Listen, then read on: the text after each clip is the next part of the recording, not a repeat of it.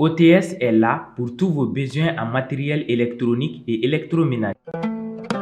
Sistra Technologies est une société de prestation de services et de commerce, évoluant dans le domaine des nouvelles technologies de l'information et de la communication, la fourniture de matériels biomédicaux, la bioinformatique. Pour tous vos besoins en librairie, papeterie, matériel informatique, appareils électroniques et divers, rendez-vous chez AKD Informatique. CJT vous est présenté par ESG, École supérieure de gestion. ESG, École supérieure de gestion, spécialisée dans la formation des métiers de la comptabilité et de la gestion d'entreprise. Kari septembre kalo tile 10 ani 8 san ba fila ani 22 Actuel Media jabaran flebo obsimla arabi dogo kibaru keneka ne bakurbaw yi bi dogo kibaru konana ana nya fole kay ko kura korbar ko ka fintigila kamunu minene be anga jamana kono ni alsa mo nyona be sena bidogo kubaru konana ko kura ana kuma awye chani muso nu be keleme ki nyashi baramima no de chenchem boy badawla bisimila ko kura aga bidogo kibaru keneka kabine jouer kalo temeni ko do war kaw ka fintigila ka do minele be anga jamana nyamo fe muso saba blala ni ma ko faleluna ga unata be alsa kuma nyonya be sina anga jamana nyama ale ni jamana were munu sigile be kuma nyonya la wala saka saka no gale ken kuina Fatumata Drame ale be nyafol kanye Kabini jouer kalo tile 10 Côte d'Ivoire kaleke chom neleno anga jamana nyamo fe muso saba munu tume Côte d'Ivoire fintigila ka ma binani konontonsula olu blala septembre kalo tile saba siga fam bolo dara lome ministre musileno lome jamana konoko anako kanko nyana bolla ani mali ministre musileno obara kelen kama ni oye Abdoulaye Diop jumado septembre kalo tile kononton anga chamache fanga nyama ni oye Asim Goïta ale ni Nigeria mo munu farla nyon ka kana siga foke mali ni Côte d'Ivoire nyonche okuma kon konna anga chamache fanga nyama ya gira kafo Côte d'Ivoire fintigila ka munu mineleno anga jamana konnana koluga blali sirleno jamana ma ba munu woleno ku kana kiri jabi oluga nalila ni oye Boubou Sese Karim Keita ale ni chema Hubert Koulibaly arabado septembre kalo tile 10 Côte d'Ivoire jamana marabago ya yira kafo ko okuma kan nunu ye bagabali kaye mali nyama fe okum konnana Côte d'Ivoire marabago ye siga fo nyini jamana nyama bela jeli fe sani oche nunu kuma chayelo no kwasebe mali ni Côte d'Ivoire ni yonche ni wakatina ko sanko oye ne mai ga ni kuma nti do bala ko sebe anga jamana kono kadaka samia ale de wati an fe ya ni sa nana siraw la soro libe gele ko sebe mokoma ka sababu ke siraw cheni ale ni jiw sigile yorobe ni ko en keleme ka moko chama bare kamanaga nana kadija koni ale wilila kanyini ni kai anga janga soro lo laje ni kare korona proprietation abisaka banala se mokoma Samia wakati faba kono mogo be kamana be gan ka sababu yake degumba fly no doye ji fanga bonyali siraw tieni ani jinogo munu me sigi kare kono wulu dinga ube fa ka kla ko kasabo akaja abeke sababu ye ka soso wele no be sigi gele ya mogoma wa kare kono na boli be gele ya moto tigi ni mobility gu bolo kosobe ni tara fan o fan iba soro ni tara fan o fan bebi gidama kasi ni jinogo ko kuma bintu kone ale ba dado aka gele ala ni degu bade bele yere de beleka parce que yan ne sa woron don de flenia ne keleke nogo yere kula sigidala jinogo in kula jinogo kumbe jon kare robedi la wallahi jinogo kono lo pali bala soso bala dimogo bala abseka demsenu bana makoroba yere be bana an yere segeli me an ko jugu parce que ani nyamanto fana ka suru toro chauffeur ni sera ne ka kila munu yere be sigi ka dumuni ne fu be kuma soso kula soso be kan an sege ko jugu wallahi ni muso yin bolo sigida jeli sirilendo sigida la mogo be de la kilnaye ni nogo de bake ni be mi fo bela jeli an ga yoro la sanuya doro ka fonso bo ka kare kono na ka entretien kula boni entretien ma ga yoro la kon yoro koni an nogo be che na nogo dun chara amanogo ambe dematigi di amanogo ambe ga je ka yoro la sanuya sanaw de kan ambe ga nyata bo de konnala kare kono na ucheni kera mogo dala gese baro ke yoro la bo degum ma sigida na obo kele no kare kono ma no me sigida konnala soso ba antoro sigida konnala wartugu be sigida konnala u kan ga sega mogo la bo ka jeune fara ɲɔgɔn k'u bila baara la n'u tilala u bɛ kɔnɔna k'u ye k'u la kɔnta t'olu ye jinɔgɔw b'an tɔɔrɔ sigida kɔnɔna la soso ni fɛnw mobilitigiw bɛ ji k'an kan kali an tɛ se ka sigi an ka dalala la ka tɛ wuli ka min parce que n'an sigilen don u bɛ jinɔgɔ k'an kan. Monsieur Sidibe n'ale sigida ɲɛta groupement maa dɔ ye b'a fɔ an ye fɛɛrɛ minnu kan ka sigi sen kan walasa sigida ka sanuya. Bon ne bɛ kumakan minnu fɔ mun bɛ se ka kɛ solution ye parce que a bɛ an caman kunna ko a baara binnen no mairie kan quoi a responsabilité ye mairie tɛ ça c'est vrai mais n'i y'a ye k'a fɔ mairie tɛ ka se hali bi ka se ka an bɔ a dingɛ kɔnɔ ni an san caman ye an b'a kɔnɔ an dɛsɛlen don ka bɔ a dingɛ kɔnɔ wagati sera an mun ye jeune ye an yɛrɛ ka kan yɛrɛ parce que ne yɛrɛ bɛ groupement dɔ la a bɛ fɔ o ma ko sigida ɲɛta an kun bɛ bɔ samedi o samedi an kun b'a daminɛ terminus la ka taa fo Mayanga tourne la kuma dɔ la an b'a daminɛ Mayanga tourne la ka taa fo Tabakɔrɔla la donc an kun b'o kan ta la n'o y'a sɔrɔ ni jeune bɛɛ fɛnɛ kun bɛ se ka b'i ka yɔrɔ la ka se k'a kɛ diyagoya tɛ parce que bɛɛ ka u ko dɔ kɛ faso ye quoi an ser'o wagati de ma quoi n'an y'a bɛɛ to mɔgɔ minnu bɛ fanga la ko f'olu de k'a bɛɛ kɛ a bɛɛ tɛ se ka kɛ o de la. Ka kɛɲɛ ni ji fanga bonyani ani siraw tiɲɛni ye n'o bɛ kɛ sababu ye ka sirabakan kasaraw caya wa sumayabagatɔw fana bɛ ka caya ka taa fɛ don o don walasa ka nin ko in kɛlɛ an bɛ kan ka fara ɲɔgɔn kan ka yɔrɔw saniya walasa faaba ka jɛ. Ka cɛncɛn jigin ka bɔ kurun kɔnɔna na o ye baarakolo gɛlɛn min bɛ kɛ ka caya cɛw de fɛ nka an bɛ don min na ko bi k'a sababu kɛ fantanya ale ni lakanabaliya muso caman kɛlen bɛ k'i ɲun don nin baara kofɔlen na an ka badaw la Abdulayi Mayiga ale bɛ ɲɛfɔli kɛ. Cɛncɛnbɔ ye baara ye sifinaka caman bɛ min na nin waati in na wa ni kurun nana ni cɛncɛn badaw la maa minnu b'a lajigin o de ye musow ye. Baara in ka gɛlɛn nka o n'a ta o sɔnna ka don a la. Fulaw ni dɔngɔnɔw ka kɛlɛ de kɛra sababu ye ni nana sigi Bamako ka nin baara in kɛ an kɔni an b'a kɛ wa an ka baara de don. Ɲinan san segin de ne donna nin baara in na fulaw ka mankan in o de kama an bolila ka na y'a ye baara in daminɛ kɛlɛ ni kɔngɔ bɛ yen o fana kɛra sababu ye nana sigi Bamako ka na nin baara in kɛ. N'anw nana an nakun ye baara de ye wa ni kurun taara ji la u tɛ segin joona o degun de bɛ baara in na n'a dɔnna an ma an ka baara kɛ don o don bari an nakun de don. Amadu Timbo n'ale ye cɛncɛn baarakɛla ye a y'a yira ko muso ninnu bɛ sara ka kɛ ni u ye kurun hakɛya min jigin. Mɔgɔ minnu la kan ka dɔn k'a fɔ bɔlaw de don o ye an cɛncɛn bɔlaw de ye fa yɔrɔ fɛn fɛn bɛ gɛrɛ yanni Laginɛ yɔrɔ fɛn fɛn b'a la min kan ka gɛrɛ an de bɛ k'a bɛɛ bɔ cɛw de bɛ taa cɛncɛn in bɔ ka na ka kurun charger ka na n'a ye n'u nana n'a ye yan musow fana bɛ don k'a décharger sanfɛ o bɛ sara muso kelen o kelen kurun kelen bɛɛ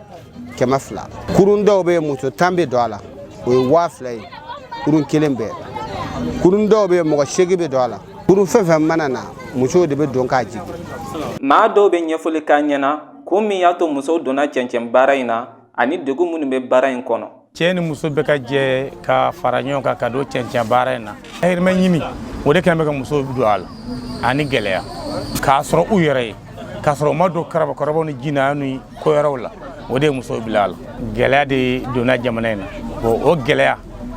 bɛɛ ɲɛsin cɛncɛn baara in de ma bon cɛncɛn baara in fana degun b'an ka cɛncɛn baara in na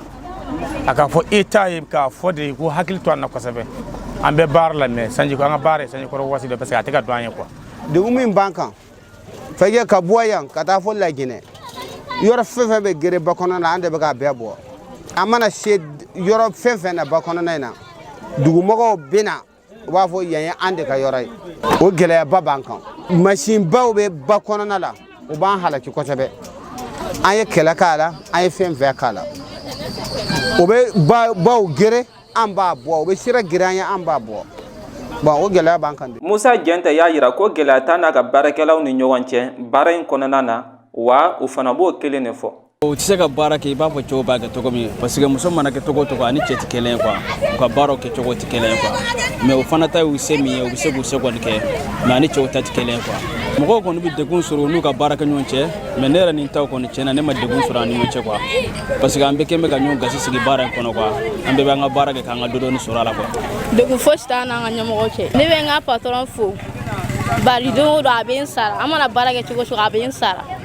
ne b'a fo k'a barikada a tila k'a la fo k'a barikada. Muso minnu bɛ nin baara in kɛ o caman de bɔra burusi kɔnɔ wa o caman de ye denbatigi ye wa ni maa minnu b'u ta cɛncɛn baara in na n'u ye degun sɔrɔ u fana bɛ jɛn n'a ye ka d'a kan baara wɛrɛ t'u bolo ani se fana t'u ye.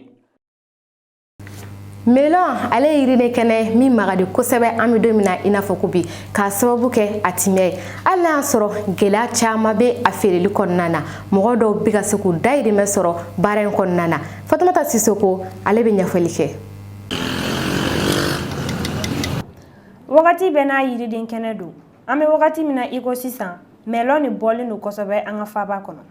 namasa dangan na melon feerebagaw bɛ ɲɛfɔli kan ye a feere cogo la. Bon ne bɛ se min fɔ la melon feere a sɛgɛn kɔni ka bon wa nafa fana ka dɔgɔ donc tiɲɛta ka ca ne bɛ na ni nin caman ye tiɲɛni ye an b'o bɛɛ bɔ a la o bɛɛ bɛ ban wɛrɛ foro la an bɛ nin bɛɛ compter mais yan n'an nana an b'a bɛɛ fili kumaba ninnu kɔni an b'olu di ni kumaba ninnu an b'olu di 300 400 400 500 500 misɛnmani an b'o di 300 400 500 500 o y'an ni client cɛ ye o. melon minnu bɛ sɔrɔ ka caya olu bɛ bɔ an yɛrɛ fɛ yen nɔ ani Maroc jamana la wa melon suguya fɛnɛ ka ca. melon b'a yɛrɛ fɛ yan nɔ melon bɔ Segu kana d'anw ma yan nɔ a bɔ Segu a bɔ Kucala a bɔ kana d'anw ma a suguya ka ca jɛma b'a la verti b'a la Maroc meloni o y'o ye bon ni y'an yɛrɛ fɛ Mali ta de yan nɔ jɛma bɛ na verti b'a la bon verti ma caya jɛma ka ca ni verti ye yan nɔ sansila ko yiriden ko do sansila ko do sinɛ yɛrɛ t'a sɔrɔ i bɛ jɛma dɔ la jɛma dɔ kɛra hali bilenman ye bon ma client to la client ko bilenman de a bilenman n'u ta la n'a tiɲɛna bon o de kɛra u ka jɛma in san ye jɛma dɔ kɛra bilenman dɔ parce que yiriden ko gɛrɛsɛgɛ ko de ye. an bɛ wagati min na i ko bi melon sɔngɔ jiginin don kosɛbɛ dɛ nka o damandi feerekɛla dɔw la i n'a fɔ Fatumata. bon melon prix sisan tiɲɛna a jiginin don san dɔɔni a jiginin don bon n'ale jiginna dɔrɔn o degun b'an kan quoi parce que melon passé ka ca a nali passé ka ca an bɛ taa san bilan de an bɛ nana ye donc a prix yɛlɛlen don bilan mobiliw fana passé ka ca donc n'a prix jiginna dɔrɔn degun dɔɔni b'an kan quoi ya i n'a fɔ baara tɔw gɛlɛya bɛ melon feere in fɛnɛ na nka o n'a ta o ta feerekɛla dɔw bɛ ka se k'u dayirimɛ sɔrɔ. bon gɛlɛya b'a la sisan dɛ parce que forotigiw bɛ ka melon gɛlɛya ma an bɛ sisan gɛlɛya kɔnɔ sisan ni melon ye su fila kɛ mɔbiliko fana ka gɛlɛya ni melon ye su fila kɛ dɔrɔn melon tiɲɛda bɛ caya bon melon gɛn ni pɛridi de don kuma dɔ bɛ gɛɲɛ kuma dɔ bɛ pɛridi parce que melon gɛlɛla ɲina angɛrɛ cayala melon na i bɛ waati kɛ dɔrɔn ni melon ye su fila si sisan dɔrɔn o y'a tiɲɛni ye i b'a cɛ ka taa fili ɲɛma yɛrɛ la bon baara yɔrɔ ma nɔgɔn baara kun ye nafa de ye i ye dɔɔni sɔrɔ o de ka fisa. forotigiw foro kɔnɔ tɛ u bɛ melon gɛlɛya ma et puis n'a y'a f'i ɲɛna k'a bɛ cɛ minnu tɛ da la kuma dɔ la an ka wari bɛ tiɲɛ yɛrɛ de melon yɛrɛ marali diya ye n'a y'a sɔrɔla bi su kelen n'o tɛmɛna dɔrɔn melon ko bannen o ye. bon a ye nafa min ladon ne kunna bon an bɛ dɔɔni sɔrɔ a la alhamdulilah an bɛ dɔɔni sɔrɔ a la donc a kɛra cogo o cogo alhamdulilah an bɛ dɔɔni sɔrɔ a la. ni Fatumata bolo ko melon sɔngɔ jiginin don Usman bɛ sɔsɔli kɛ o. fɔlɔ an tun bɛ melon den kelen san 10 20 nka sisan an bɛ ka melon san 400. melon yiriden dafalen ka da timiya kan wa dɔw ka sɔrɔ dɛnnen bɛ a feereli la. jamana kɔnɔ kibaru a n'a kɔkan kibaru olu bɛ lase teliya la Aminata Igirɛ Kulibali fɛ. an ka jamana kɔnɔ kibaru min ye septembre kalo tile 13 tɛmɛlen ye banbaci wale dɔ tala ka Segu poste de contrôle mun filɛ nin pelengala k'o sɛgɛrɛ a yirala k'a fɔ ko mɔgɔ nimatɔ ni banbaci wale in na min ye mɔgɔ 2 ye k'olu banana moto 3 olu jenina fo ka taa se mɔbili 1 fana ma ko o mɔbili fɔlen kun ye douanier dɔ ta ye o fana jenina mun ye yɔrɔ kɔfɔlen ye ale yɛrɛ kɔni bɛɛ tiɲɛ na.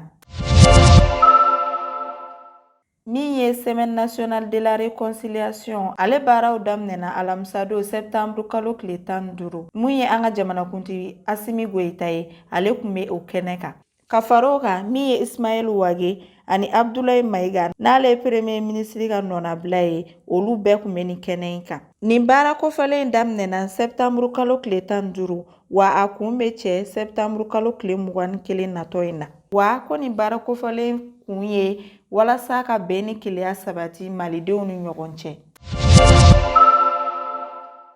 nin bɛna k'a siɲɛ fɔlɔ ye bɛnɛkaw fɛ yen nɔ mun ye groupe djihadiste état islamique ye olu k'a fɔ k'u bɛna banbaci wale dɔ kɛ u ka jamana kɔnɔ nin kumakan in fɔla jumadon septembre kalo tile 15 l'Amérikaw ka cakɛda dɔ fɛ. Volodymyr Zelensky n'ale ye Ukraine jamanakuntigi ye ale y'a yira k'a fɔ ko Irisi kɛlɛkɛcɛw ye mɔgɔ fagalaw ye ani mɔgɔ nimatɔrɔlaw ni kumakan in bɛɛ fɔla o kɛlen ka dingɛba dɔ ye kungo kolon dɔ kɔnɔ Izum kɛrɛfɛla la n'o ye Ukraine dugu dɔ ye. Mun ye Volodymyr Zelensky ye, ale y'a yira k'a fɔ bɔlɔlɔsira sanfɛ ko ni ko in tɛna to kiiri tigɛbali ye. Ni ne bi dan sigi an ka bi dɔgɔkun kibaru la min lasera Actuel Media ɲɛmaayaso fɛ an b'a fɔ a ye k'aw k'an bɛn ɲɔgɔnna wɛrɛ la.